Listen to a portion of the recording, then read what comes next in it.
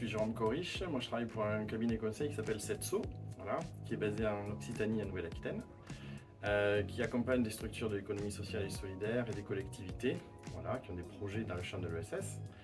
On existe depuis 2008 et actuellement, on est 5 collaborateurs.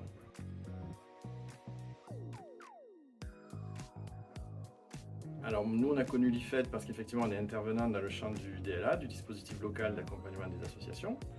Ça fait une bonne dizaine d'années qu'on travaillait avec l'IFED et donc qui sont porteurs du dispositif local d'accompagnement des associations en Gironde.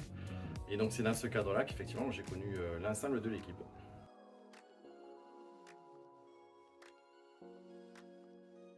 Alors, suite au Covid, nous on avait eu pour réflexion en interne à l'équipe de travailler sur des projets innovants pour les structures d'insertion par l'activité économique.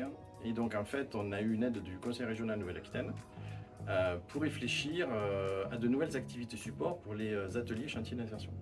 Donc dans ce cadre-là, on avait besoin de faire une étude d'opportunité et l'outil proposé par l'IFED était l'outil qui convenait vraiment le mieux pour mandater un groupe d'étudiants motivés, expérimentés, qui puissent déblayer vraiment le champ du projet qu'on voulait conduire.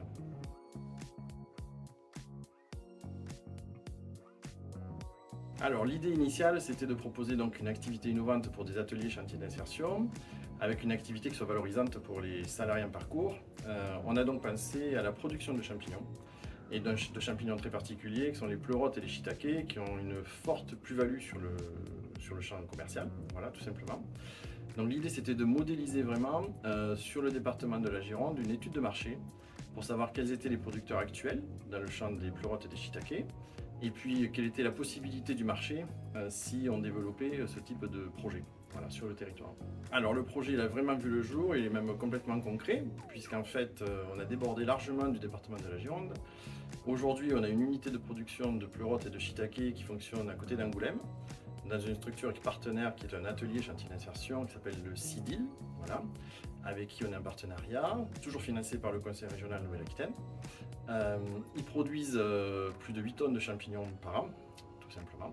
Et donc ils permettent de remettre en emploi en fait un certain nombre de salariés en parcours, des demandeurs d'emploi longue durée, des bénéficiaires du RSA, sur une activité en fait qui est hyper motivante, parce qu'en fait, au lieu d'être sur une activité support qui va être plutôt de la gestion des déchets, de l'entretien des espaces verts, c'est-à-dire on vient après, là on est vraiment sur de la production, donc on voit un produit croître, pousser, on le ramasse, on a un apprentissage de gestes techniques qui sont transférables pour le secteur agricole, pour le secteur des industries agroalimentaires.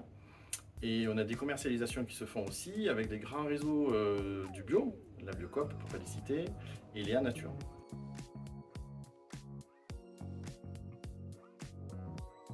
Alors moi je pense qu'en fait l'exercice ACPD c'est quelque chose qui peut être très intéressant pour débroussailler un certain nombre de sujets. Il y a un énorme avantage, c'est qu'en fait on arrive avec des groupes d'étudiants qui ont est complètement neufs. Voilà.